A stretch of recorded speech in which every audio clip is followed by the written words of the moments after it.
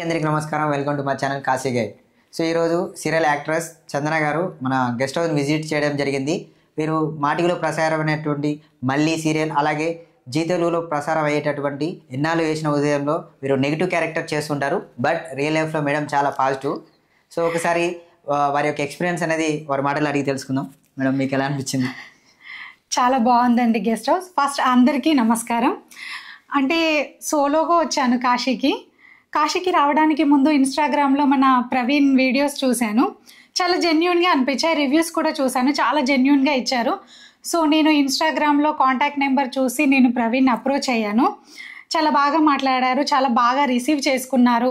So madam పర్లేదు, మీరు లోలీగా అయినా రండి, నేను అన్నీ చూపిస్తాను దగ్గరుండి. దర్శనము, ఘాట్లు, హారతి అన్నీ, ఈచ్ అండ్ ఎవ్రీథింగ్. మీరు అయోధ్య వెళ్ళాలన్నా, ప్రయాగ్రాజ్ వెళ్ళాలన్నా అన్నీ నేను దగ్గరుండి చూసుకుంటాను మేడం. ఫుడ్కి కానీ ఎవ్రీథింగ్, ఈచ్ అండ్ ఎవ్రీథింగ్, నేను కాశీలో అడుగు పెట్టిన దగ్గర నుంచి వెళ్ళే వరకు అన్నీ ప్రవీణ్ చూసుకుంటానని నాకు ప్రామిస్ చేశాడు.